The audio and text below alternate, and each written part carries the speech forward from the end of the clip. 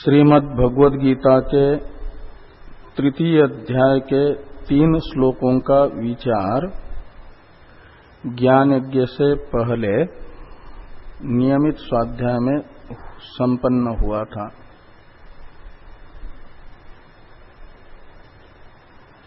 चतुर्थ श्लोक से नियमित स्वाध्याय में श्रीमद् भगवद गीता के हम लोग विचार प्रारंभ करेंगे। श्रीमद् भगवद गीता के द्वितीय अध्याय के 10वें श्लोक तक तो एक प्रकार से भूमिका है श्रीमद् भगवद गीता की, और 11वें श्लोक से गीता का प्रारंभ होता है।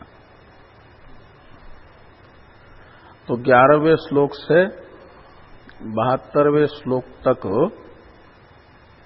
जो 62 श्लोक हैं, इन 62 श्लोकों में एक प्रकार से श्रीमद् भगवद गीता का उपक्रम है। द्वितीय अध्याय श्रीमद् भगवद गीता का उपक्रम है, वो भूमिका हुई।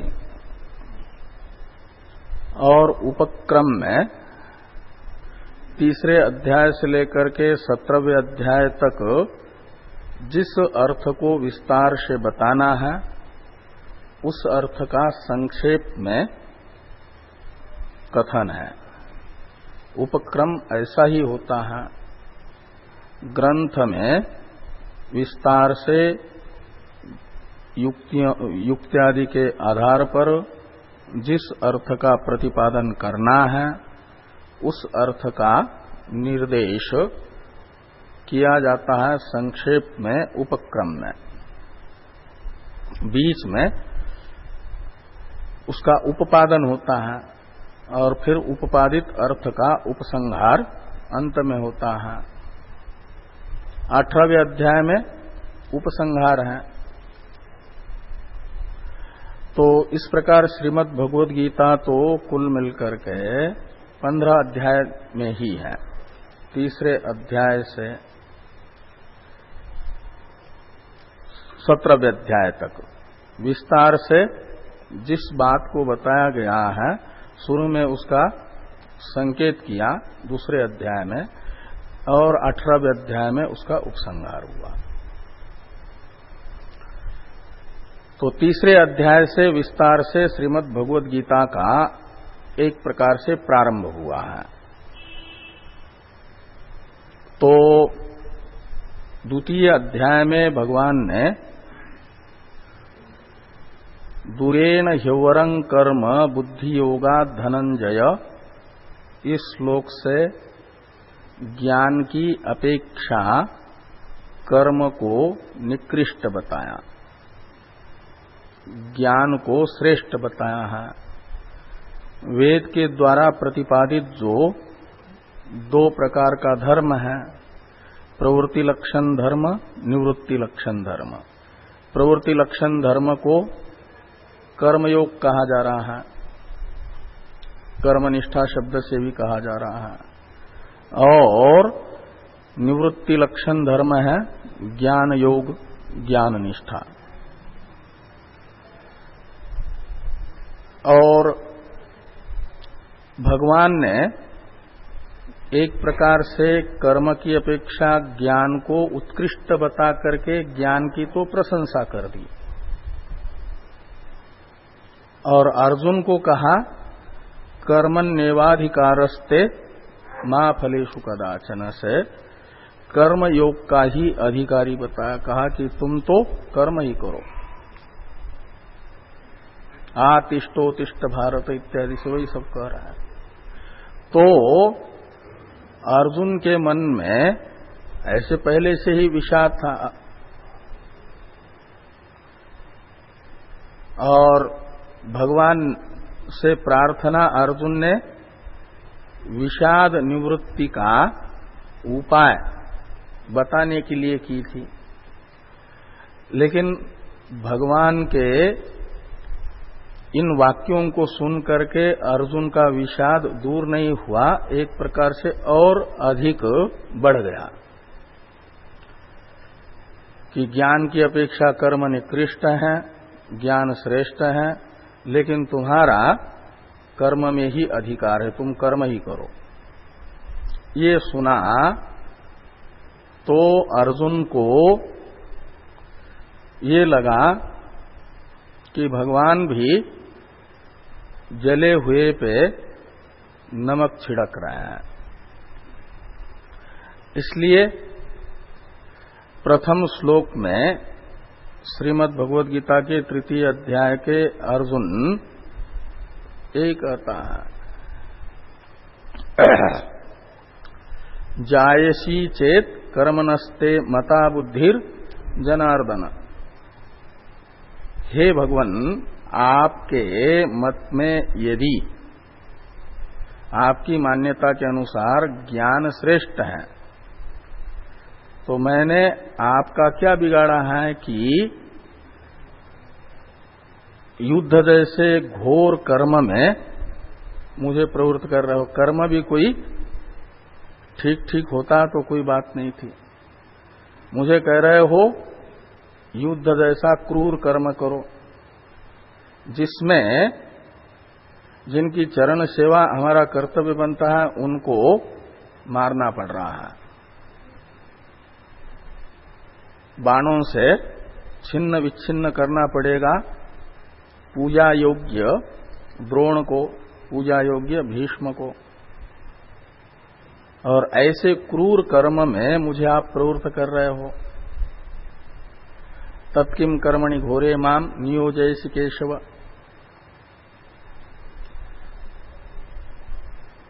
और इससे तो मेरी बुद्धि का मोह तो दूर नहीं हुआ, लेकिन व्यामिश्रे ने वो वाक्य न बुद्धि मोह ये शिव में।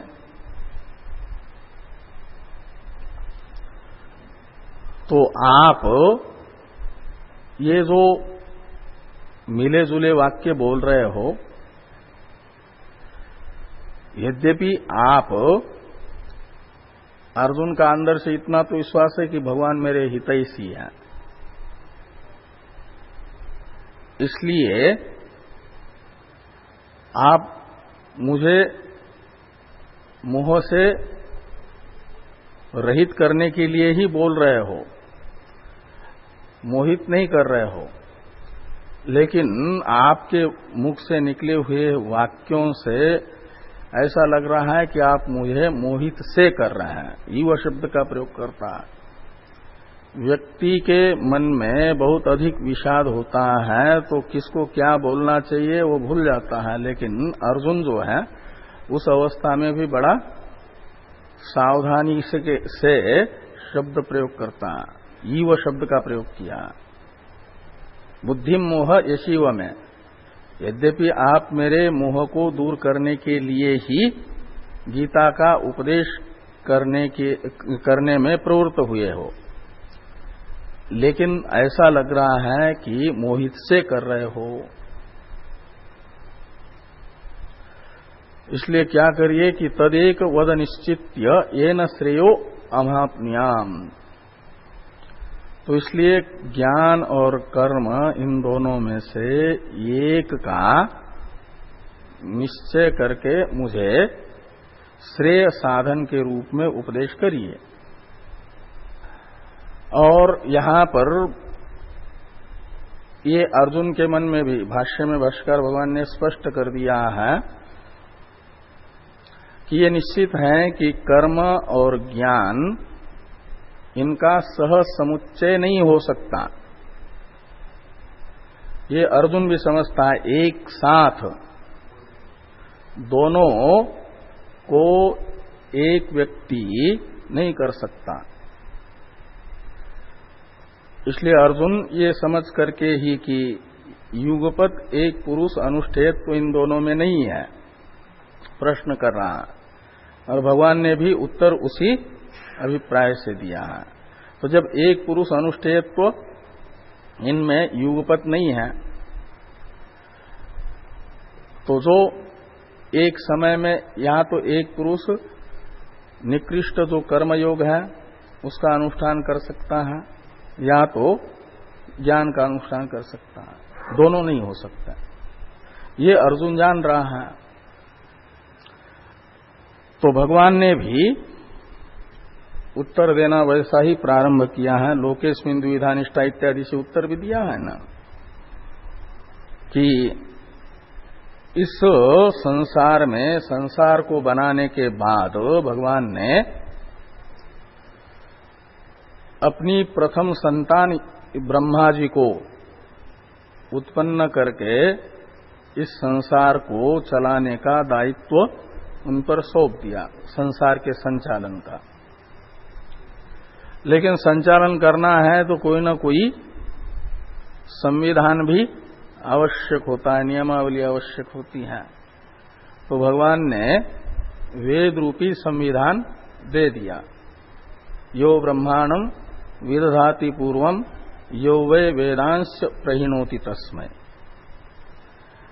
और वेदों को बता करके फिर कहा कि ऐसा ही करो, इसी वेदों के अनुसार संसार को चला लो और वेद के अनुसार संसार के प्राणी चले, इसके लिए अपना व्यवस्थापक बनो। तो वही कहते हैं लोकेस्मिन् द्विविधा निष्ठा पूरा। तो पूरा यानी कब? तो जब संसार बनाया, ब्रह्मा जी को बनाया, उस समय से ही भगवान ने वेद का उपदेश ब्रह्मा जी को करके एक प्रकार से वेदोक्त जो कर्मनिष्ठा और ज्ञान निष्ठा है, इन दोनों साधनों को बताया है। जो कर्माधिकारी हैं, अशुद्ध चित्त मनुष्य, उनके लिए साधन है कर्म, कर्म योगेन योगिनाम, और सांख्य योगेन सांख्यानाम। तो सांख्य से ज्ञान योगेन सांख्यानाम। तो ज्ञान योग से सांख्यों को श्रेय की प्राप्ति बताई। सांख्य हैं ज्ञानी लोग। तो अब न कर्मणा मनारंभात इत्यादि जो चतुर्थ श्लोक है, तीसरे श्लोक में तो ये दो निष्ठाओं का हमने पहले ही वर्णन किया है। ये कहा भगवान ने। अब मांच इत्यादि जो भाष्य हैं, चतुर्थ श्लोक का अवतरण भाष्य, इसको देखिए।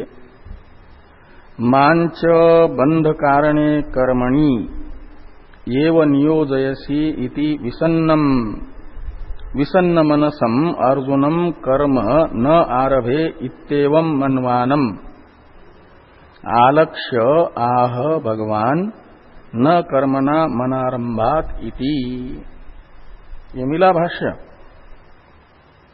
चौथे श्लोक का अवतरण भाष्य है तीसरे अध्याय के, जहां पर भाष्य में तीसरे अध्याय के समाप्ति भाष्य में, तीसरे अध्याय की समाप्ति हुई भाष्य की तीसरे पाद की, तो वहां पर वो 3 नंबर लिखा है ना श्लोक का।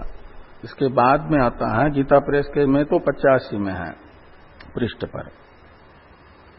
तो मांच बंध कारणे कर्मणि एव नियोजयसि इति विसन्न मनसम अर्जुनम कर्म न आरभे इत्येवं मन्वानम आलक्ष्य आह भगवान न कर्मणाम अनारंभात इति।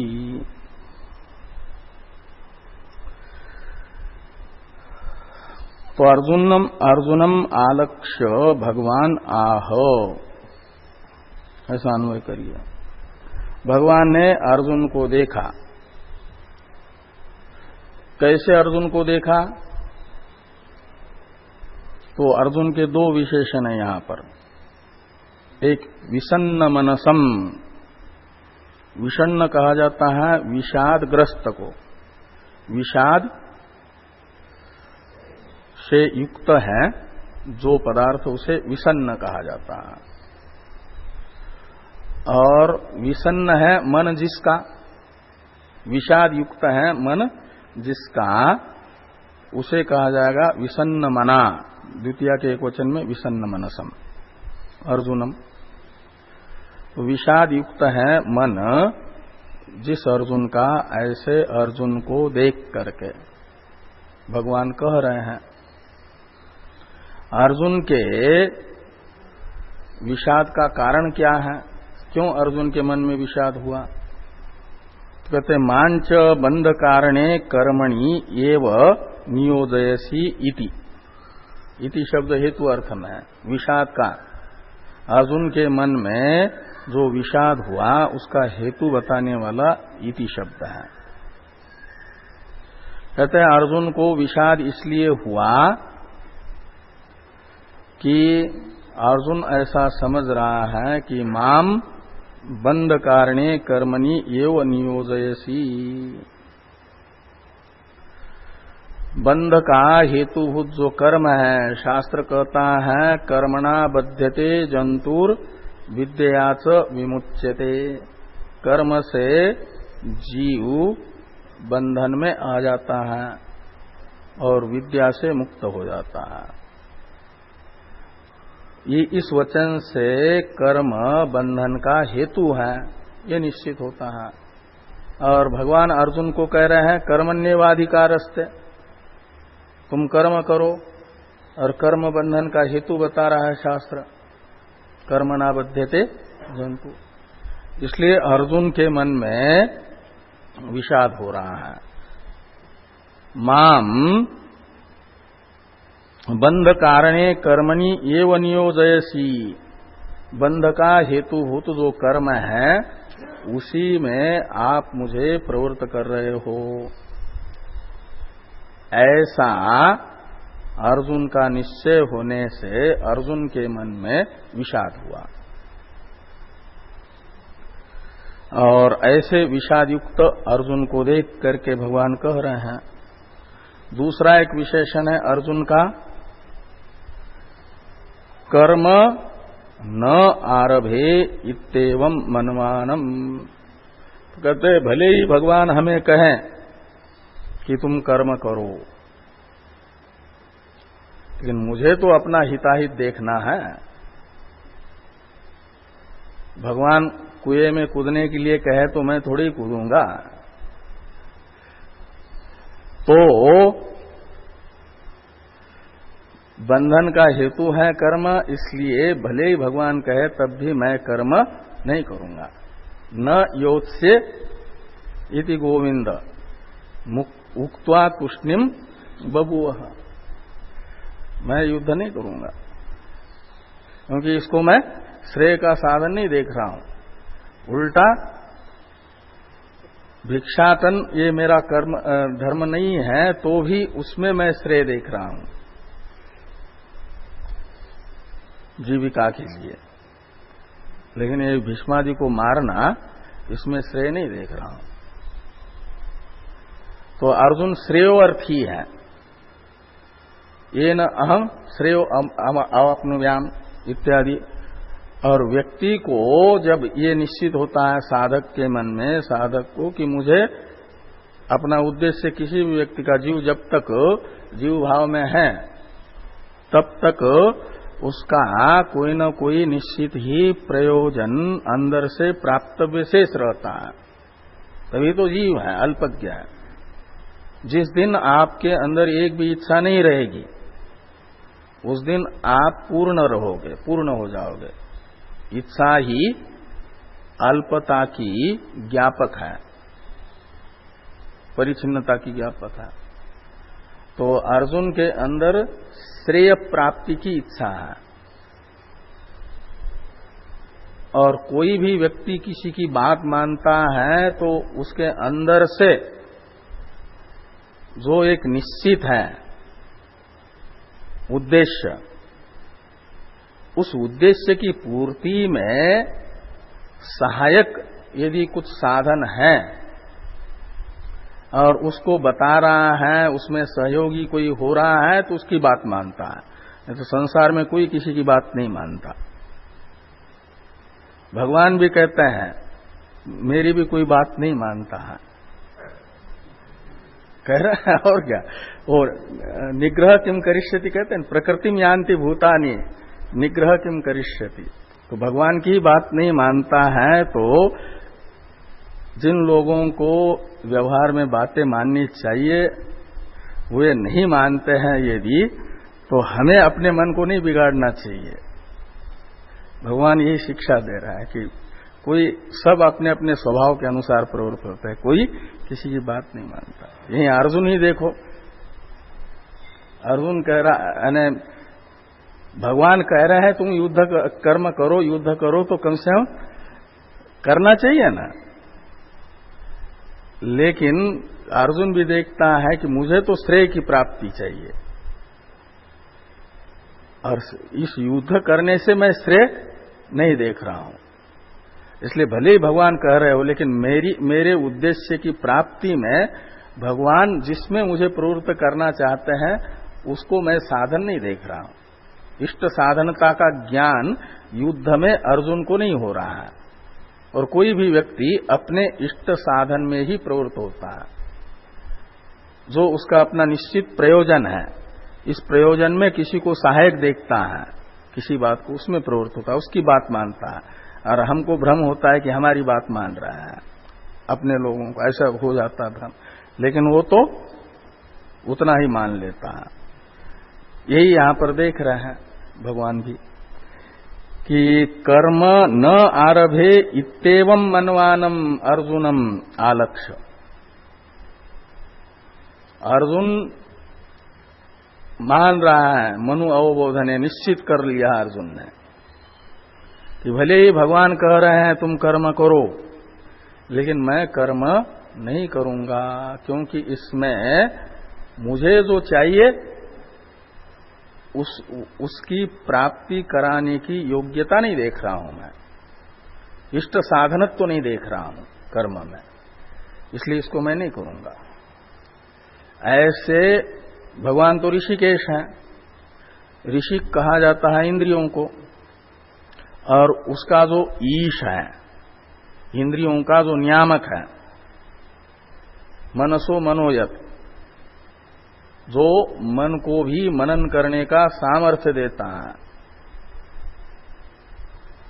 तो वो सबका अंतर्यामी होने के कारण एक बार हमको अपने मन की बात समझने में तो भूल हो सकती है, लेकिन वो अंतर्यामी होने के कारण उससे किसी के मन की कोई बात छिपी हुई नहीं रहती, वो सबके मन का साक्षी है ना। तो भगवान ने अर्जुन के इस निश्चय को जान लिया। आलक्ष्य का अर्थ है जान करके, आसमन्तात् ज्ञात्वा लक्षयित्वा। तो अर्जुन के मन का ये निश्चय देखा, तो फिर अर्जुन को भगवान कह रहे हैं। एक चौथे श्लोक का अवतरण भाष्य ये है, इतना। आलक्ष्य आह भगवान न कर्म नाम अनारंभात इति। ये चौथा श्लोक का प्रतीक के रूप में ग्रहण है, यानी चौथे श्लोक से भगवान अर्जुन को जिसमें प्रवृत्त करना चाहते हैं उसी में प्रवृत्त कर रहा है। खाली अर्जुन का जो भ्रम है, जिसके कारण कर्म में अर्जुन प्रवृत्त नहीं हो रहा है, उस कारण को निवृत्त कर रहे हैं, उसे मिटा रहे हैं। उसे मिटाते हुए ये इष्ट साधनत्व तो नहीं देख रहा है,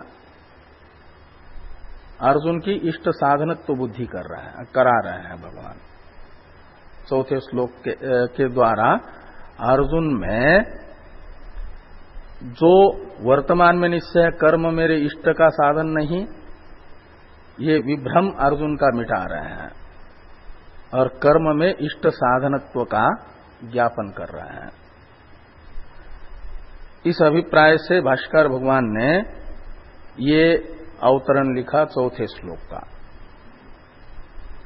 अब प्रकारांतर से भी चौथे श्लोक का अवतरण लिखते हैं।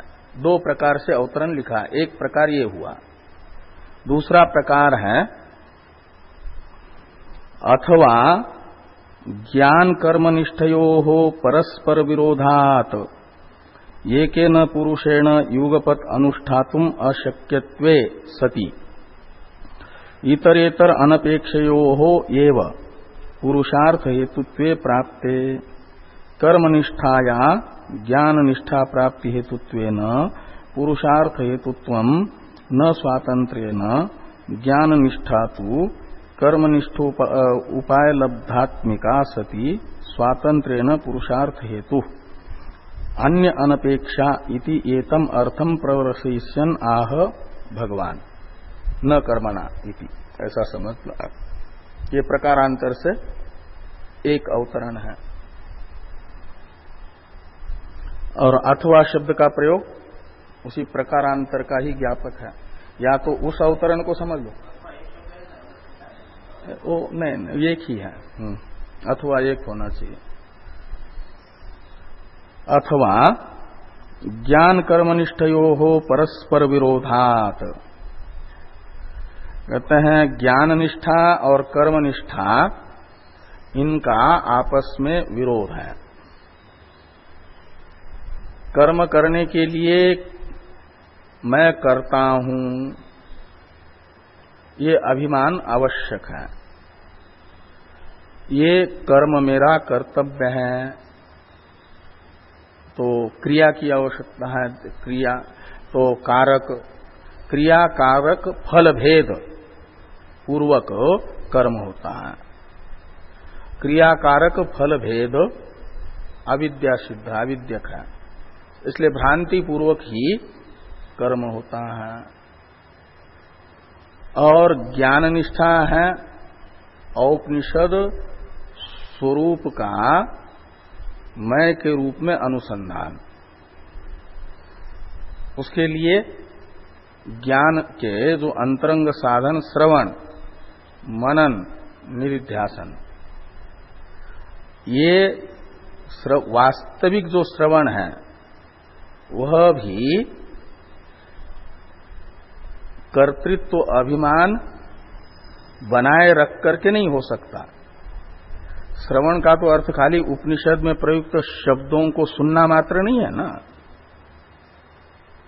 उपनिषदों का तात्पर्य जो ब्रह्मात्म एकत्व है उसके निर्धारण अनुकूल विचार, तो ये निश्चित है उपनिषद ब्रह्म का स्वरूप तो अकर्ता है अभोक्ता है, और वो अकर्ता अभोक्ता ब्रह्म मैं हूं, इस निश्चय में पहुंचाने वाला विचार करना है। तो वो विचार करते समय अपनी अकर्तृता अभोक्तृता का अभिमान रखने वाला अकर्तृ अभोक्तृ ब्रह्म मैं हूं ऐसा अनुसंधान नहीं कर सकता, ऐसा उपनिषदों का तात्पर्य निर्धारण अनुकूल विचार नहीं कर सकता। उस समय अपने आप को कैसे मैं अकर्ता अभोक्ता ब्रह्म हूं, इसी को क्या नाम विचार का केंद्र बिंदु बना करके विचार करना होता है, श्रवण काल में भी निधिध्यासन काल में भी। हाँ, तो इसलिए जब ज्ञान निष्ठा कहते तो ज्ञान के अंतरंग साधन श्रवण मनन निधिध्यासन आदि लिए जाता है। तो ये करते समय इन दोनों का आपस में विरोध होने से युगपत एक पुरुष के द्वारा इन दोनों का अनुष्ठान असंभव है।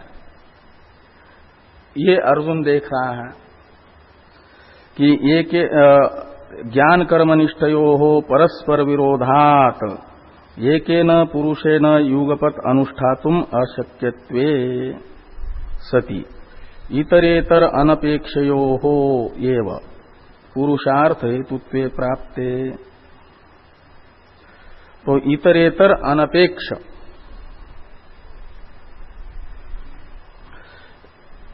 यानी ज्ञान और कर्म ये दोनों एक दूसरे की अपेक्षा किए बिना ही पुरुषार्थ के स्वतंत्र साधन हैं। पुरुषार्थ का अर्थ है वेदांत का प्रयोजन।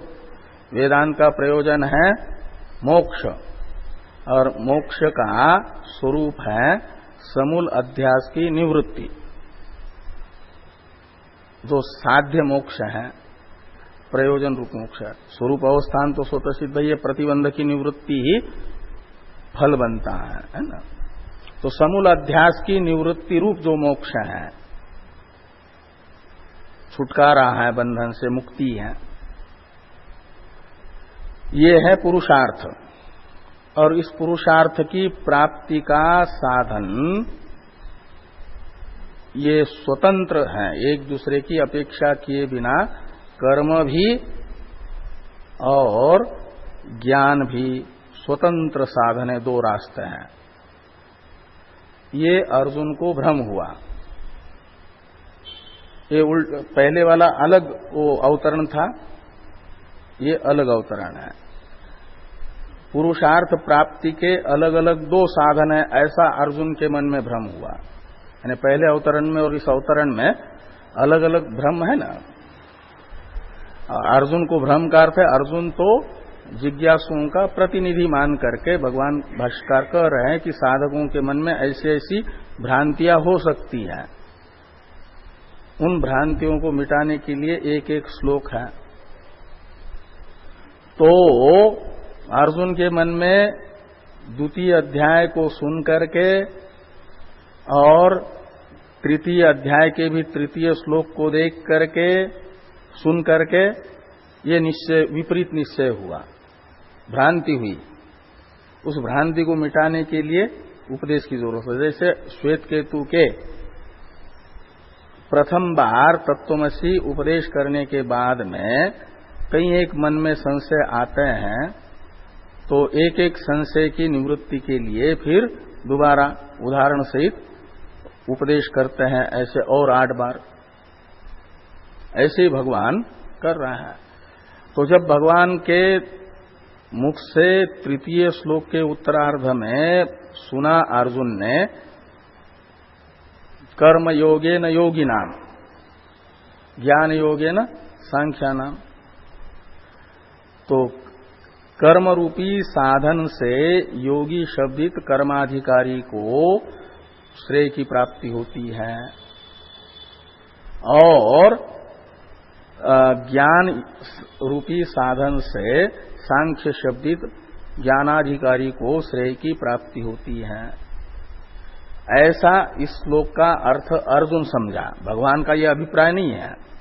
और भ्रांति हुई अर्जुन के मन में कि ये दोनों युगपत एक पुरुष के द्वारा अनुष्ठेय है नहीं, इसलिए कर्म और ज्ञान ये अलग अलग एक दूसरे की अपेक्षा किए बिना स्वतंत्र रूप से श्रेय प्राप्ति के साधन है। इस अर्जुन की भ्रांति को मिटाने के लिए आगे के श्लोकों की आवश्यकता है। इस अभिप्राय से कह रहे हैं कि इतरेतर अनपेक्षयो एव पुरुषार्थ हेतुत्वे प्राप्ते कर्म निष्ठाया, ये तो भ्रांति हुई है ना ऐसी। अब भगवान जिस अभिप्राय से उत्तर श्लोकों से अर्जुन की भ्रांति को मिटा रहे हैं, वो उत्तर श्लोकों के अभिप्राय को भाष्यकार भगवान अवतरण में बता रहे हैं।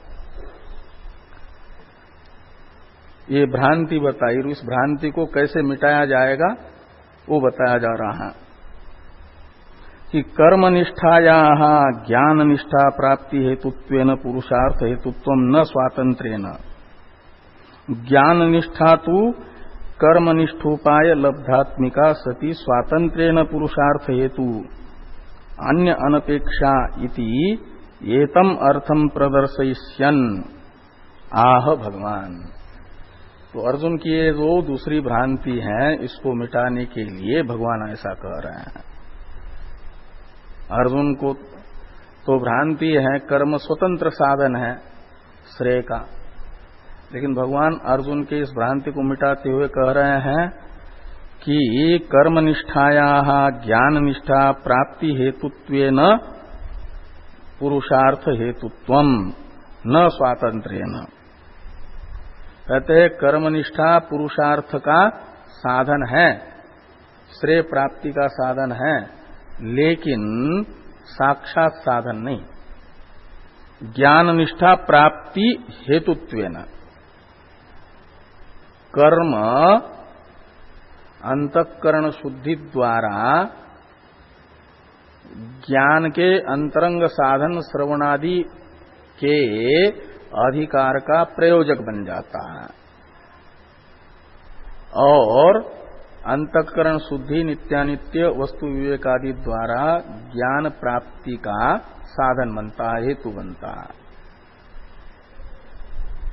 इसलिए ज्ञान निष्ठा प्राप्ति हेतुत्वेन कर्मनिष्ठाया पुरुषार्थ हेतुत्वम, कर्मनिष्ठा में पुरुषार्थ हेतुत्व है, कर्मनिष्ठा पुरुषार्थ का साधन है, लेकिन ज्ञान का साधन बन करके, सीधा नहीं। ये लिखते हैं न स्वातंत्र्य न ज्ञान निष्ठा, क्या नाम, पुरुषार्थ हेतुत्वम ज्ञान निष्ठाया, ऐसा अन्वय करिए। तो ज्ञान निष्ठा में स्वतंत्र रूप से पुरुषार्थ हेतुत्व नहीं है। ज्ञान निष्ठा तो कर्मनिष्ठा, ज्ञान निष्ठा तो कर्मनिष्ठा उपाय लब्धात्मिका सती स्वातंत्रेण पुरुषार्थ हेतु, और ज्ञान निष्ठा तो स्वतंत्र रूप से समूल निवृत्ति का अध्यास, समूल अध्यास की निवृत्ति रूप जो मोक्ष है उसका साधन है। ज्ञान हुआ तो अध्यास की निवृत्ति के लिए ज्ञान किसी सहायकांतर की अपेक्षा नहीं करता। अहम ब्रह्मास्मि ऐसा साक्षात्कार होते ही समूल अध्यास निवृत्त होता है। तो इसलिए कहते हैं ज्ञान निष्ठा तु स्वातंत्रेण पुरुषार्थ हेतु। लेकिन कौन सी ज्ञान निष्ठा? तो कहते हैं कर्म निष्ठा उपाय लब्धा मिकासती। कर्म निष्ठा रूपी जो साधन है, कर्मनिष्ठा रूपी उपाय से प्राप्त होकर के जो ज्ञान होता है वो फल पर्यवसायी ज्ञान होता है, केवल शब्दार्थ ज्ञान नहीं, वो अनुभव में पर्यवसायी ज्ञान हो जाता है योग्य अधिकारी को। इसलिए कर्मनिष्ठा रूपी जो उपाय है उस उपाय से प्राप्त होकर के जो ज्ञान होता है, ज्ञान निष्ठा होती है, वो पुरुषार्थ का स्वतंत्र साधन बनती है। ज्ञान की उत्पत्ति में प्रतिबंधक दोषों की निवृत्ति द्वारा तो ज्ञान की उत्पत्ति में कर्म की अपेक्षा है। सर्वापेक्षा च यज्ञादि श्रुते, यह अधिकरण तीसरे अध्याय में जो आया ब्रह्म सूत्र के, वो यही बताता है कि ज्ञान की उत्पत्ति में तो कर्मादि सब साधनों की परंपराया आवश्यकता है।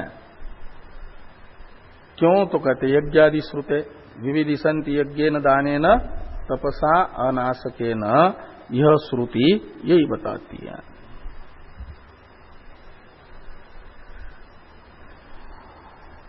और अन्य अनपेक्षा ने किसी दूसरे सहायकांतर की अपेक्षा किए बिना ही ज्ञान निष्ठा स्वतंत्र रूप से पुरुषार्थ का साधन बन जाती है।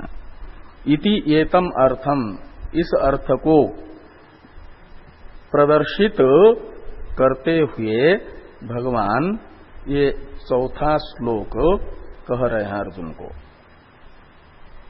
इसीलिए चौथा श्लोक है। तो ये अलग अलग दो अवतरण है। अब चौथे श्लोक का उच्चारण किया जाए। न कर्मणा मनारंभात नैष्कर्म्यं पुरुषोष्णुते न च संन्यसनादेव सिद्धिं समधिगच्छति।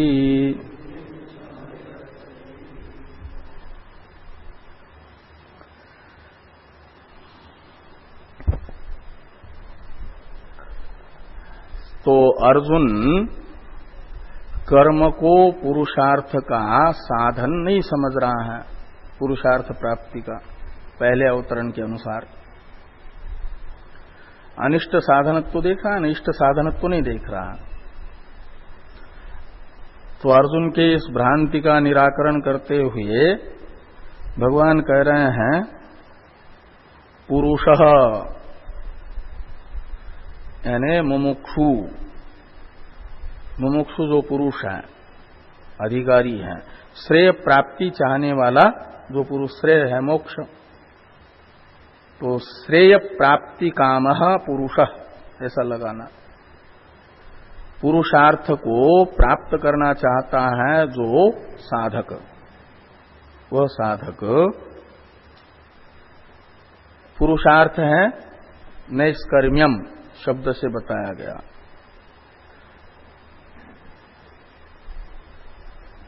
आत्मा का जो पारमार्थिक स्वरूप है, निरूपाधिक स्वरूप है, उसमें कोई क्रिया नहीं है, वो निष्क्रिय स्वरूप है,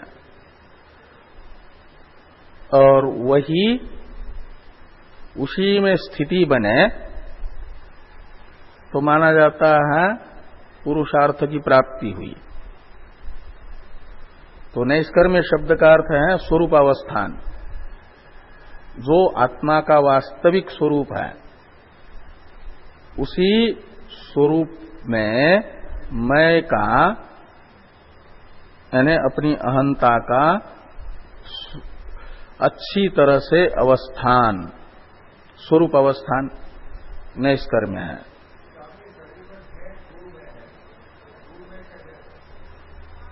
हाँ, एक है अहंकार, अनात्मा कार्यक्रम संघात में जो मैं है उसे अहंकार कहा जाता है, और जो ब्रह्म में मैं है वो है स्वरूप अवस्थान, वो यथार्थ ज्ञान है। तो कहते हैं जो श्रेय प्राप्ति काम है उसे श्रेय की प्राप्ति नहीं होती है, नैष्कर्म्य ही श्रेय की प्राप्ति है। नैष्कर्म्यम न अश्नुते, पुरुषो नैष्कर्म्यम न अश्नुते। नैष्कर्म्यम शब्द का ही दूसरा नाम है श्रेय प्राप्ति, श्रेय प्राप्ति को ही नैष्कर्म्य शब्द से कहा जा रहा है। तो श्रेय काम पुरुषः नैष्कर्म्यम शब्दित श्रेय को प्राप्त नहीं कर सकता। कौन पुरुष? तो कहते हैं कर्मणाम अनारंभात, जो कर्म का आरंभ नहीं करता वह श्रेय प्राप्ति काम पुरुष श्रेय को प्राप्त नहीं करता। श्रेय को प्राप्त करना है तो एक प्रकार से ये तो व्यतिरेक मुख से कहा गया, जो कर्म नहीं करता, शास्त्र ने बताया हुआ जो उसका वर्णाश्रम विहित धर्म है उसका पालन नहीं करता, कर्म का आरंभ होता है कर्म धर्म का पालन, धर्म का अनुष्ठान। तो जो अपने अपने धर्म का अनुष्ठान नहीं करता है वह श्रेय को प्राप्त नहीं करता, नैष्कर्म्य को प्राप्त नहीं करता। ये व्यतिरेक मुख से कहना हुआ। साधन नहीं है तो साध्य की प्राप्ति नहीं होगी। और अन्वय मुख से कथन होगा कि जो मनुष्य कर्म का अनुष्ठान करता है उसे नैष्कर्म्य की प्राप्ति होती है। अनारंभा में से भी अन को हटा दो, आरंभ को रखो। कर्म नाम आरंभात पुरुषः नैष्कर्म्यम अश्नुत, ये अन्वय मुख से होगा। एक अन्वय सहचार व्यतिरेक सहचार, दो सहचार होते हैं ना साध्य साधन भाव के साधक, यहां व्यतिरेक सहचार बताया है। कर्म नाम अनारंभात पुरुषः नैष्कर्म्यम न अश्नुते,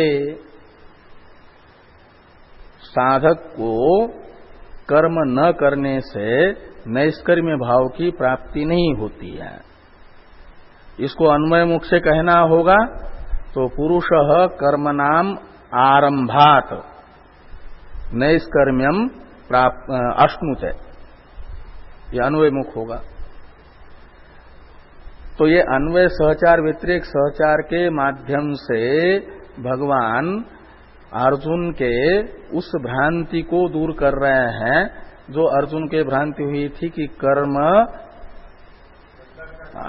इष्ट का साधन नहीं है, कर्म में इष्ट साधनत्व तो नहीं है, उसकी निवृत्ति कर दी। इसको श्रेय प्राप्ति का साधन बताकर नैष्कर्म्य ही श्रेय है और उस नैष्कर्म्य रूपी श्रेय की प्राप्ति का साधन कर्म है।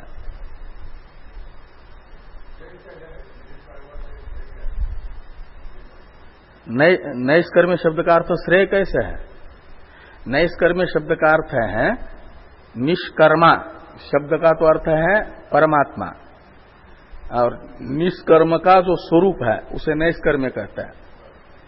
निष्कर्मा ये ब्रह्म को क्यों कहते हैं, परमात्मा को क्यों कहते हैं? इसलिए कि नी का अर्थ है नहीं है और कर्म का अर्थ है क्रिया, जिसमें जो क्रिया रहित है। तो ब्रह्म में स्वतः ही कोई क्रिया नहीं है, वो क्रिया रहित है, इसलिए उसे निष्कर्मा कहा जाएगा। और निष्कर्मा वस्तु का जो स्वरूप होता है उसे नैष्कर्म्य कहते हैं। भावार्थ में वो सब क्षय प्रत्यय होकर के नैष्कर्म्य बनता है संस्कृत में। ध्यान में। तो न च कर्मणाम अनारंभात नैष्कर्म्यम पुरुषोष्णुते, कहते हैं खाली जो अभी कर्म को छोड़ने का अधिकारी है नहीं, अभी कर्म से निवर्त्य जो दोष है मल नाम का, वह चित्त में बैठा हुआ है और उस मल नामक दोष की निवृत्ति का उपाय जो कर्म है उसको छोड़ देता है, तो उतने मात्र से उसे मोक्ष की प्राप्ति नहीं हो सकती। ये यहां कह रहे हैं न च संन्यासनादेव सिद्धिम समधिगच्छति। कहते हैं खाली संन्यास करने से यानी बाहर से जो कर्मेंद्रियों का कर्तव्य है उसे छोड़ने से मात्र सिद्धि की प्राप्ति नहीं होती, अंतःकरण की शुद्धि नहीं हो पाती। और शुद्ध अंतःकरण नहीं होगा तो उसमें ज्ञान टिकता ही नहीं। उपनिषदों के सारे मंत्र याद हो जाएं और प्रवचन करने भी आ जाए अच्छी तरह से, तब भी वो जो उपनिषदों का तात्पर्य है उसमें स्थिति नहीं बन पाती। तो संन्यासनाद एव सिद्धिम न च समधिगच्छति, ऐसा अन्वय कर लो। कोई भी अपने साधन का जिस साधन में जिसका अधिकार है, उसके जीवन में जिस साधन की आवश्यकता है उस साधन से भागता है, वो साधन नहीं करता, तो उसे फिर सिद्धि की यानी फल प्राप्ति, फल की प्राप्ति नहीं होती, सिद्धि नहीं होती का अर्थ। इस प्रकार ये मूल मंत्र का, मूल श्लोक का अर्थ है। हाँ हाँ हाँ, तो जिसने पहले कर्म किया है उसकी पहचान होती है इस लोक से लेकर के परलोक के पदार्थों में वैराग्य होता है। नित्य अंतःकरण शुद्ध होगा, शुद्ध अंतःकरण में संसार में विद्यमान जो दोष है, जैसा संसार का स्वरूप है वैसा ही दिखेगा। संसार सदोष है, जैसे नचिकेता को दिखने में आया वैसा दिखेगा।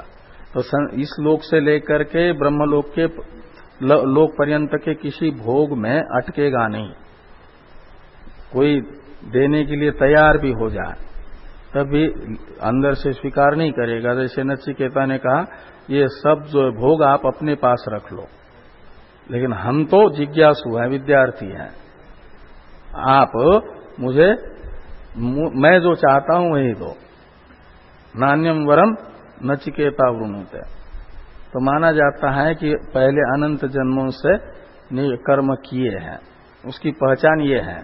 ये यदि होता है तो शास्त्र कहता है यद अहरेव विरजेत तद अहरेव प्रवर्जेत। उसके लिए तो फिर सन्यास ही बने, वो आगे का साधन है। लेकिन आपको चढ़ना है टेरेस पे, है रोड पर, कहते हैं बीच वाली सीढ़ियां नहीं चढ़ेंगे, हम सीधी वहां पर पैर रखना चाहेंगे तो वहां छत पर पहुंचेंगे? नहीं पहुंच पाएंगे। एक एक सीढ़ी चढ़ते हुए जाएंगे तो पहुंच जाएंगे। ओम पूर्णमदः पूर्णमिदम्